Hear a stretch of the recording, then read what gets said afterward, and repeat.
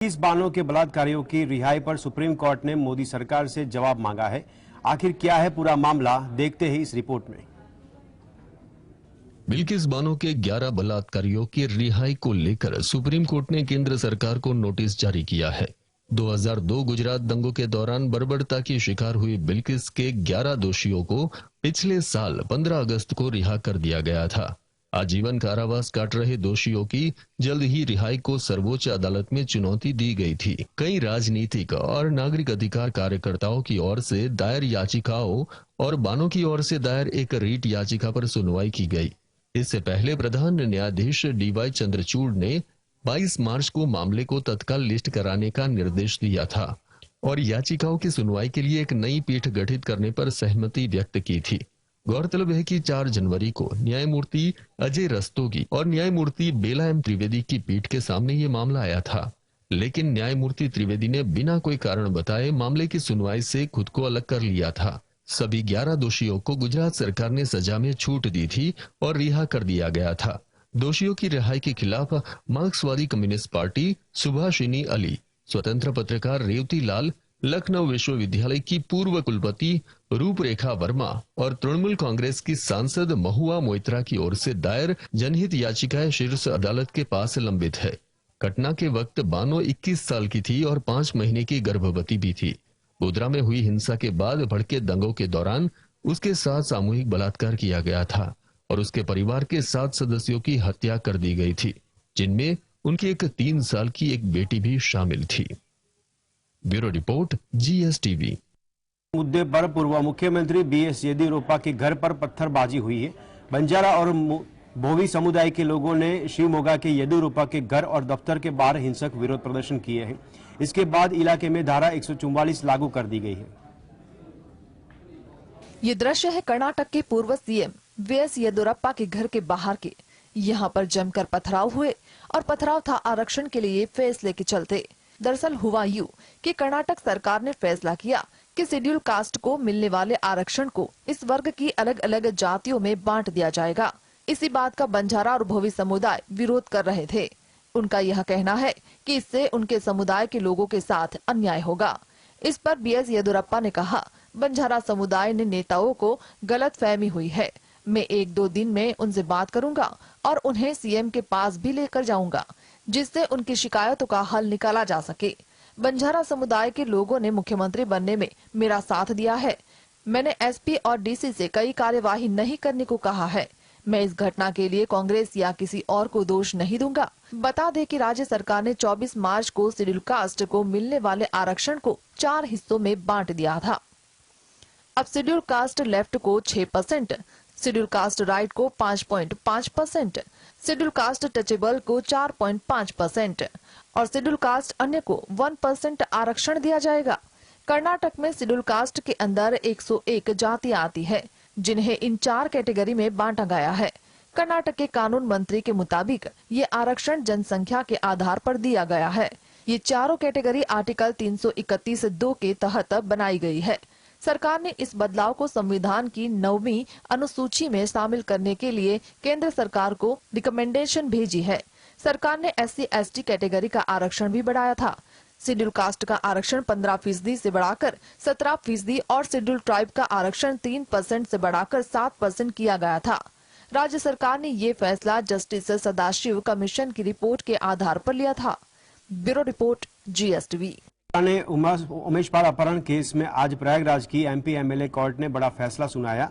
Court ने बाहुबली अतीक अहमद समेत 3 आरोपियों की दोषी करार देते हुए उम्र कैद की सजा सुनाई। कोर्ट ने अपहरण के इस मामले में अतीक के अलावा हनीफ दिनेश पासी को भी दोषी पाया है। कोर्ट ने तीनों पर 1-1 लाख का जुर्माना भी लगाया है, जबकि अतीक के भाई अशरफ समेत 7 लोगों को बरी कर दिया गया है। बाहुबली अतीक अहमद पर आरोप लगा था कि 28 फरवरी 2006 के दिन उसने उमेश पाल का अपहरण करवाया था। अतीक अहमद पर आरोप है कि 2006 में बसपा विधायक राजूपाल हत्याकांड के गवाह उमेश पाल का उसने अपहरण करवाया था। इस मामले में आज 28 मार्च को अतीक को प्रयागराज की MP MLA कोर्ट में पेश किया जाएगा। इस मामले में अदालत आज अतीक और इस कारोबार से जुड़े लोगों को सजा सुना सकती है। गौरतलब है कि बीते महीने इस मामले में गवाह रहे उमेश पाल को अतीक के बेटे असद और उसके अन्य साथियों ने बम से हमला करके मार दिया था। 25 जनवरी 2005 को बसपा विधायक राजू पाल की हत्या कर दी गई थी। उस समय तत्कालीन जिला पंचायत सदस्य उमेश पाल ने पुलिस को बताया था कि वह राजू पाल की हत्या का गवाह है और अतीक ने ही राजू की हत्या की है। Bureau report. अमृतपाल सिंह भारत से फरार हो चुका है। उसके नेपाल में होने की सूचना मिली है। वहीं भारत की सुरक्षा एजेंसी को शक है कि यह अब नेपाल से किसी तीसरे देश में भाग सकता है। खुफिया दिमाग के पास इनपुट है कि वह पाकिस्तानी दूतावास की मदद से फरार होगा। फिलहाल नेपाल में अमृतपाल को लेकर हाई अलर्ट कर दिया गया है। खालिस्तान समर्थक अमृतपाल सिंह को लेकर नेपाल में भी हाई अलर्ट जारी कर दिया गया है। नेपाल पुलिस अमृतपाल को ढूंढने में जुट गई है। सभी डोमेस्टिक और इंटरनेशनल एयरपोर्ट पर इमिग्रेशन को अलर्ट कर दिया गया है। काठमांडू स्थित भारतीय दूतावास ने नेपाल सरकार को पत्र लिखते हुए कहा कि भारत के भगोड़े अमृतपाल के नेपाल में छिपे होने के और उसके हुलिया बदलकर विदेश भागने की आशंका की है। दूतावास ने नेपाल के सुरक्षा कर्मियों को अमृतपाल की अलग अलग तस्वीरें भी साझा की। मालूम हुआ है कि सूचना थी कि अमृतपाल नेपाल भाग सकता है। उसके उत्तराखंड या यूपी से नेपाल भागने की आशंका थी। इसको लेकर दोनों राज्यों की अंतर्राष्ट्रीय सीमाओं पर सख्त पहरेदारी भी बिठा दी गई थी, लेकिन वह सबको चकमा देते हुए नेपाल फरार हो गया है।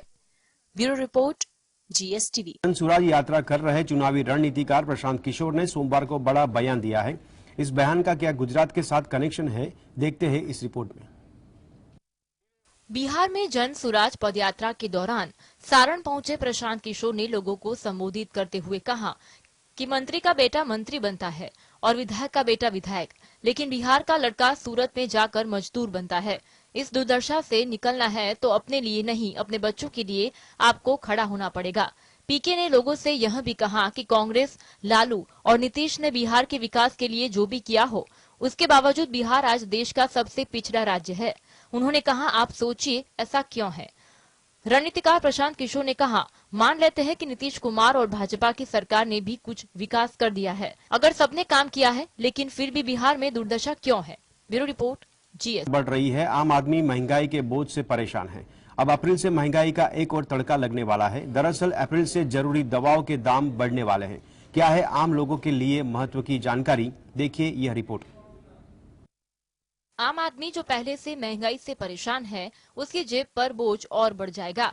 इन जरूरी दवाओं की बात करें तो इसमें पेन किलर्स, एंटीबायोटिक, दिल की दवाएं आदि शामिल है। 1 अप्रैल से इन सब दवाओं के दाम बढ़ने वाले हैं। आम आदमी को महंगाई का बड़ा झटका लगेगा। दरअसल सरकार दवा कंपनियों को एनुअल होलसेल प्राइस इंडेक्स में बदलाव के अनुरूप बढ़ोतरी की अनुमति देने के लिए पूरी तरह तैयार है। दवा मूल्य नियामक नेशनल फार्मास्यूटिकल प्राइसिंग अथॉरिटी ने सोमवार को कहा कि सरकार द्वारा अधिसूचित WPI में वार्षिक परिवर्तन 2022 के आधार पर दाम बढ़ाए जा सकते हैं। जानकारी के मुताबिक बढ़ती महंगाई को देखते हुए फार्मा इंडस्ट्री दवाओं की कीमत बढ़ाए जाने की मांग कर रही थी। Bureau report, GSTV। पर लगाम कसने में केंद्र सरकार सफल नहीं हुई है, पर अब केंद्र सरकार थोड़ी सख्ती कर सकती है और दाल की बढ़ती कीमतों पर लगाम लगाने के लिए लिया गया है कुछ ऐसा फैसला। दाल की बढ़ती कीमतों के बीच केंद्र सरकार सख्त हो गई है। अरहर, तुवर समेत सभी दालों के स्टॉक की मॉनिटरिंग के लिए विशेष कमेटी बना दी गई है। इस कमेटी की अध्यक्षता उपभोक्ता मंत्रालय की अतिरिक्त सचिव निधि खरे रखेगी। इस फैसले के तहत दालों को स्टोर बाजार में जारी न करने वालों के खिलाफ कार्यवाही के निर्देश भी जारी कर दिए गए हैं। बता दें कि देश में दाल की कीमतों के लगातार वृद्धि दर्ज की जा रही है। तमाम कोशिशों के बाद भी सरकार अरहर, तुवल समेत अन्य दालों के रेट में हो रहे इजाफे को नहीं रोक पा रही है। अब सरकार का कहना है हाल के महीनों में पर्याप्त मात्रा में दालों का आयात देश में किया गया है, इसके बावजूद भी कीमतें बढ़ रही है। ऐसा दाल का गैरकानूनी भंडारण करने के चलते हो रहा है। सरकार के निर्देश के बाद अब केंद्र के अधिकारी सीधे केंद्र और राज्यों के बीच दाल के स्टॉक की स्थिति को मॉनिटरिंग करेंगे। इस दौरान दाल को बाजार में जारी न कर स्टोर करने वालों के खिलाफ कार्यवाही की जाएगी। Bureau report, GSTV। $1 ट्रिलियन की डिजिटल अर्थव्यवस्था बनने की आकांक्षा रखता है, पर आपको ये जानकारी हैरान कर देगी। ज्यादातर युवा भारतीयों को यह भी पता नहीं है कि ईमेल अटैचमेंट कैसे भेजना है या कंप्यूटर के बाकी बुनियादी कार्यों में कैसे काम किया जाता है। मार्च महीने की शुरुआत में जारी राष्ट्रीय नमूना सर्वेक्षण कार्यालय की हालिया मल्टीपल इंडिकेटर सर्वे रिपोर्ट से ये बात निकलकर सामने आई है कि ये सर्वे 2020-21 में किया गया था और इसमें देश भर से कुल 11 लाख से ज्यादा उत्तरदाताओं ने भाग लिया था, जिसमें 15 से 29 वर्ष के बीच के लोगों को शामिल किया गया था। सर्वे में शामिल लोगों में बमुश्किल 27% लोगों ने कहा कि अटैचमेंट के साथ वो ईमेल भेजना जानते हैं। सिर्फ 10% ने ही कहा कि वे स्प्रेडशीट में बुनियादी अंकगणित सूत्रों का उपयोग कर सकते हैं और महज 9% युवा ऐसे थे कि जो किसी भी सॉफ्टवेयर का इस्तेमाल करके ई प्रेजेंटेशन बनाने में माहिर थे। इसकी तुलना में कंप्यूटर पर किए जाने वाले मुश्किल कामों के लिए संख्या और भी निराशाजनक थी। ये ऐसे काम है जिन्हें करने के लिए स्पेशलाइज्ड नॉलेज की जरूरत होती है। हालांकि भारत का लक्ष्य दुनिया के लिए एक आईटी हब बनाना है, लेकिन आबादी का एक छोटा सा प्रतिशत ही वास्तव में कोड लिख सकता है। इसके अलावा सिर्फ 20% उत्तरदाताओं ने कहा कि वे सॉफ्टवेयर को सर्च करने, डाउनलोड करने, इंस्टॉल करने और कॉन्फ़िगर करने में सक्षम है। महज 12% ने यह दावा किया है कि वे प्रिंटर या कैमरा जैसे नए डिवाइस को कनेक्ट और इंस्टॉल कर सकते हैं। MOSPI के 2021 के अनुमानों के अनुसार 15 से 29 के उम्र के लोग भारत की आबादी के 1/4 से अधिक लगभग 27.5% का प्रतिनिधित्व करते हैं। विशेषज्ञों का कहना है कि इस युवा कामकाजी उम्र की आबादी में ICT कौशल की कमी, जैसा कि सर्वेक्षण में संकेत मिलता है, तेजी से डिजिटल कृत दुनिया में कई लोगों की भविष्य की संभावनाओं के लिए अच्छा नहीं है। प्राइवेट सेक्टर में जॉब करते हैं, क्या आपकी सैलरी से EPFO कटता है? तो यह खबर आपके लिए है, क्योंकि यह खबर सुनकर आपको बहुत बड़ा झटका लगने वाला है, क्योंकि EPFO खाता धारकों के रुपए अदानी ग्रुप में 2 शेयर में लगे हुए हैं और सबसे चौंकाने वाली बात यह है कि इस गिरावट के बावजूद भी अभी निवेश जारी है। EPFO ने अदानी ग्रुप के 2 शेयर अदानी एंटरप्राइज और अदानी पोर्ट्स में निवेश करना जारी रखा है। रिपोर्ट के अनुसार EPFO इन दिनों ही कंपनियों में कैप्टिव निवेशक है। ऐसा इसलिए क्योंकि ये दोनों स्टॉक निफ्टी का हिस्सा है, जिन्हें EPFO प्रतिबंध फंड द्वारा ट्रैक किया जाता है।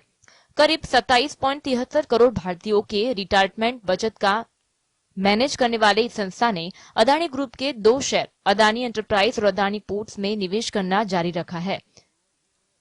रिपोर्ट में कहा गया है कि EPFO अपने कॉर्प्स का 15% एक्सचेंज ट्रेडेड फंड में निवेश करता है। मार्च 2022 तक इनसे ETF में 1.97 लाख करोड़ रुपए का निवेश किया था और वित्त वर्ष 2023 में और 8,000 करोड़ रुपए का निवेश किया था। इस बैठक में सैलरी पेशा लोगों के पेंशन बढ़ाने, वित्त वर्ष 2023 के लिए ब्याज दर और सालाना फाइनेंशियल इन्वेस्टमेंट के जुड़े मुद्दों पर चर्चा होगी। EPFO देश का सबसे बड़ा रिटायरमेंट फंड है। अदानी समूह के शेयरों में गिरावट के बाद एक्सपर्ट्स ने EPFO से उसके निवेश के जुड़े फैसलों में अधिक पारदर्शिता और जवाबदेही की मांग की है। वहीं कुछ लोगों ने लंबी अवधि में बेहतर रिटर्न देने के लिए निवेश पोर्टफोलियो में विविधता लाने का भी सुझाव दिया है। Bureau report. आर ने ऑस्कर जीतकर इतिहास रच दिया है। इस मूवी के गाने नाटू नाटू ने बेस्ट ओरिजिनल सॉन्ग का एकेडमिक अवार्ड जीता है। इस जीत के तुरंत बाद ही कई तरह की अफवाहें पर फैलने लगी है। कुछ ने दावा किया कि RRR की टीम ने ऑस्कर कैंपेन के लिए 80 करोड़ रुपए खर्च किए थे। अब SS राजामौली के बेटे SS कार्तिकेय ने अफवाहों पर रिएक्ट किया है। आखिरकार अफवाह के अंदर की बात क्या है, आइए जानते हैं सच क्या है इस रिपोर्ट में। SS राजामौली के बेटे SS कार्तिकेय ने आखिरकार फिल्म में ऑस्कार कैंपेन के लिए खर्च किए गए रुपयों को लेकर सभी तरह की अफवाहों को खंडित किया है। इस निजी रिपोर्ट के मुताबिक कार्तिकेय ने खुलासा किया है, मुझे नहीं पता कि ऐसी अफवाह क्यों है कि RRR टीम ने ऑस्कर कैंपेन के लिए बहुत पैसा खर्च किया है। हम निश्चित तौर पर ऑस्कार के लिए प्रचार करना चाहते थे क्योंकि दर्शकों को फिल्म पसंद आई थी। हमने पब्लिसिटी बजट के अनुसार खर्च किया, हमने सब कुछ प्लानिंग के अनुसार किया। SS कार्तिकेय ने यह भी कहा कि एक बड़ा मजाक है कि अगर हम पैसे दे तो हम ऑस्कार खरीद सकते हैं। मैं केवल एक ही बात कह सकता हूँ, क्या हम पैसे का प्यार खरीद सकते हैं?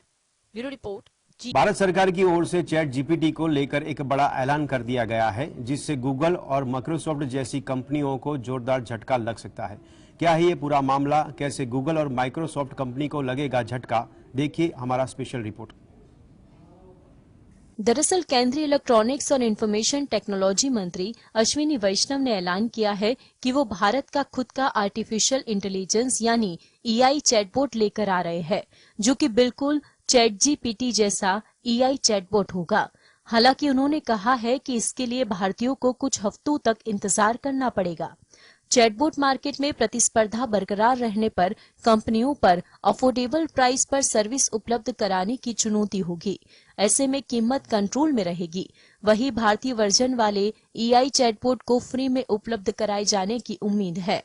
ऐसा अनुमान लगाया जा रहा है कि साल 2030 तक ग्लोबल चैटबॉट मार्केट के करीब $3.99 बिलियन का होगा। ऐसे में भारत इस सेक्टर में एक या फिर दो कंपनियों को मोनोपोली को बनने नहीं देना चाहता। Bureau report, GSTV। मुख्यमंत्री पिनराई विजयन ने जहां राहुल गांधी की सांसद से अयोग्यता के मुद्दे पर कांग्रेस का समर्थन किया है, वहीं केरल कांग्रेस के नेता विजयन के समर्थन में पाखंडी बता रहे हैं। केरल की राजनीति में क्या है ये ट्विस्ट, देखते हैं इस रिपोर्ट में। केरल विधानसभा में विपक्ष के नेता वीडी सतीशन ने आरोप लगाया कि सीपीएम केवल सोशल मीडिया पर राहुल का समर्थन कर रही है, लेकिन असल में कांग्रेस कार्यकर्ताओं पर अत्याचार हो रहा है। सीपीएम शासित केरल में पुलिस ने राहुल गांधी के अयोग्य ठहराने के फैसले का विरोध कर रहे कांग्रेसियों को बेरहमी से पीटा है। केरल पुलिस राज्य सरकार के इशारे पर बीजेपी का हौसला बढ़ाने का काम कर रही है। केरल में विजयन सरकार का जुगाड़ और दिखावा अलग है। केरल में मुख्य लड़ाई कांग्रेस और वाम दलों के बीच है। केरल में भाजपा की नाम मात्र की मौजूदगी के बावजूद संघ परिवार के सांप्रदायिक एजेंडे से लड़ने के नाम पर माकपा इस मुद्दे पर कांग्रेस के साथ है। हालांकि सीपीएम के कुछ नेता भी कांग्रेस को समर्थन देने के विजयन के रुख की आलोचना कर रहे हैं। Bureau report, GSTV। Chrono national park से। जी हां, क्रोनो नेशनल पार्क वही पार्क है जहां पीएम मोदी ने नामीबिया से लाए चीतों को छोड़ा था। ये खबर वही चीतों को लेकर है। आखिर क्यों हुआ क्रोनो नेशनल पार्क में, आइए इस रिपोर्ट में देखते हैं। नाम्बिया से लेकर आए गए चीतों में से एक थी साशा, जो अब इस दुनिया में नहीं रही। जी हाँ, मादा चीता साशा की मौत हो गई है। साशा काफी समय से बीमार चल रही थी। साशा किडनी की बीमारी से जूझ रही थी। इसके बाद क्वारंटाइन कर इलाज भी शुरू किया गया था। शुरुआत में साशा के स्वास्थ्य में सुधार नजर आ रहा था। वन विभाग की तरफ से साशा की मौत की पुष्टि की गई है। हालांकि वन विभाग के अधिकारी इस पर बहुत कुछ बोलने से बच रहे हैं। दरअसल प्रधानमंत्री नरेंद्र मोदी के जन्मदिन पर नाम्बिया से 8 चीतों को क्रोनो नेशनल पार्क में लाया गया था। इसके बाद सभी को क्वारंटाइन कर रखा गया था। क्वारंटाइन में रहने के बाद धीरे धीरे कर चीतों को बड़े बाड़े में छोड़ा गया था। इसी दौरान साशा की तबीयत बिगड़ने की खबर सामने आई थी। इस समय डॉक्टरों ने बताया था कि किडनी में कुछ समस्या है। बाद में यह खबर आई कि साशा की तबीयत में सुधार हो रहा है, पर अब साशा की मौत हो चुकी है। सूत्रों की मिली जानकारी के अनुसार साशा नाम्बिया से ही बीमारी की चपेट में थी। यहाँ आने के बाद उसकी तबीयत कुछ दिन बाद बिगड़ी थी। गौरतलब है कि नाम्बिया के बाद दक्षिण अफ्रीका से भी 16 चीते लाए गए थे। अभी क्रोनो नेशनल पार्क में कुल 24 चीते थे। इनमें से एक की मौत हो चुकी है। यह चीता प्रोजेक्ट के लिए बड़ा झटका माना जा रहा है। वन विभाग के बड़े अधिकारियों ने इस पर चुप्पी साध रखी है। Bureau report, GSTV। संकट अब खत्म होने वाला है। एक अहम घटनाक्रम में first citizen bank and trust ने क्राइसिस में फंसे सिलिकॉन वैली बैंक का डिपॉजिट और लोन खरीदने पर सहमति जता दी है। सिलिकॉन वैली बैंक डूबते ही फर्स्ट सिटीजन्स बैंक ने अपनी बिड जमा कर दी थी। फेडरल डिपॉजिट इंश्योरेंस कॉर्पोरेशन ने दूसरे सेल प्रोसेस के लिए एक डेटा रूम भी बनाया है, जिसमें फर्स्ट सिटीजन्स बैंक काफी एक्टिव है। 10 मार्च तक silicon valley bridge bank national association के पास कुल संपत्ति में $167 अरब था, जबकि टोटल डिपॉजिट $119 अरब था। इस ट्रांजैक्शन में $72 अरब की संपत्ति खरीद शामिल है, जिस पर $16.6 अरब की छूट मिली है। FDIC के पास करीब $90 अरब की सिक्योरिटीज और दूसरे एसेट्स निपटाने के लिए रिसीवरशिप है। फेडरल रिजर्व डेटा के मुताबिक 2022 के अंत तक एसेट्स के मुताबिक फर्स्ट सिटीजन अमेरिका का 30वां सबसे बड़ा बैंक है। First citizens bank shares bank holding company है और यह अमेरिका के नॉर्थ कैरोलिना में मौजूद है। इसकी main subsidiary first citizen bank है और यह अमेरिका में सबसे बड़े बैंकों में से एक है। Bureau report, GSTV। दबावों से जूझ रही वोडाफोन आइडिया के शेयर अगले साल लोकसभा चुनाव के चलते 3% से अधिक टूटकर बंद हुए हैं। इंट्राडे में तो यह 1 साल के निचले स्तर पर फिसल गया है। अब आप सोच रहे होंगे कि इस शेयर की गिरावट की वजह इलेक्शन कैसे है, तो आइए जानते हैं इसके पीछे का कारण। वोडाफोन आइडिया के शेयर में गिरावट के पीछे अगले साल होने वाले लोकसभा चुनाव का कनेक्शन चौंकाने वाला तो है ही, पर उसके पीछे एक सॉलिड वजह ये भी है, और यह वजह ये है कि कई जानकारों के मुताबिक ये आकलन लगाया गया है कि वोडाफोन आइडिया समेत टेलीकॉम सेक्टर के टैरिफिक में बढ़ोतरी अब चुनाव के बाद ही हो सकती है, जिसकी वजह से वोडाफोन आइडिया के शेयरों में भारी गिरावट दर्ज की गई है। जानकारों के मुताबिक टैरिफ हाइक में देरी का सबसे तगड़ा झटका वोडाफोन आइडिया को ही लगेगा, क्योंकि यह पहले से ही दिक्कतों से जूझ रही है। वहीं पिछले महीने फरवरी में गोल्डमैन सैक्स के अनुमान लगाया था कि इस साल 2030 के मध्य में टैरिफ हाइक हो सकता है। जानकार तो यह तक बताते हैं कि वोडाफोन आइडिया की स्थिति इतनी खराब हो सकती है कि इसे बंद करने की नौबत आ जाए। इसके अलावा इसका यह भी मानना है कि टैरिफ हाइक के देरी के चलते मार्केट में सिर्फ 2 टेलीकॉम कंपनियां रिलायंस जियो और एयरटेल की मौजूदगी रहेगी। Bureau report, GSTV। जैकमा साल 2020 से अंत से कहीं गायब हो गए थे। जैकमा ने चीन के रेगुलेटर्स और सरकारी बैंकों के जमकर आलोचना की थी। इस दौरान उन्होंने बैंकिंग नियामक और सरकार के ऊपर सवाल उठाए थे। बस इसके बाद से ही उनके खराब दिनों की शुरुआत हो चुकी थी। इसके बाद 2021 खत्म होते होते ये देश छोड़कर चले गए थे। पर अब क्या अपडेट है चीन के इस बिजनेस टाइकून के बारे में, आइए देखते हैं इस रिपोर्ट में। चीन लौटे बिजनेस टाइकून जैकमा। जी हां, अलीबाबा के फाउंडर जैक मा की 1 साल के बाद घर वापसी हुई है। हालांकि चीन में अरबपतियों के गायब होने के चर्चे आए दिन सुनने को मिलते हैं। बीते दिनों देश के एक बड़े इन्वेस्टमेंट बैंकर बाओफेन के लापता होने का मामला भी सुर्खियों में था। उसके बाद जैक मा को लेकर एक बड़ी खबर सामने आई थी। हालांकि अब उनकी घर वापसी हो गई है और उन्हें एक स्कूल में विजिट के दौरान स्पॉट किया गया है। जैक मा साल 2021 के अंत में अचानक देश से लापता हो गए थे। हालांकि कई दिनों के बाद उन्हें दुनिया के अलग अलग देशों में देखा गया था, जिनकी तस्वीरें सोशल मीडिया पर वायरल हुई थी। उन्हें जापान, ऑस्ट्रेलिया और थाईलैंड जैसे देशों में स्पॉट किया गया था। अब जैक मा 1 साल से भी ज्यादा समय के बाद फिर से चीन लौट आए हैं। रिपोर्ट के मुताबिक जैक मा पहले अंग्रेजी के शिक्षक हुआ करते थे। गौरतलब है कि ये किंडर गार्डन से लेकर हाई स्कूल तक यंग स्कूल को लंबे समय से अलीबाबा फाउंडर्स के द्वारा फंड दिया जा रहा है। जैक मा को पेंटिंग और आर्ट के प्रति बहुत ही जुनूनी माना जाता है। साल 2020 के अंत में जैक मा ने चीन के रेगुलेटर्स और सरकारी बैंकों की जमकर आलोचना की थी। इस दौरान उन्होंने बैंकिंग नियामक और सरकार के ऊपर सवाल उठाए थे। इसके बाद से ही उनके खराब दिनों की शुरुआत हो गई थी। चीन अधिकारियों ने जैक मा पर पलटवार करते हुए उनकी कंपनी एंट ग्रुप के IPO को स्थगित कर दिया गया था। इसके साथ ही चीनी एजेंसियों ने एंट ग्रुप के खिलाफ एंटी ट्रस्ट जांच भी शुरू करते हुए ग्रुप को कंज्यूमर फाइनेंस ऑपरेशन रोकने का भी आदेश दिया था। Bureau report, GSTV।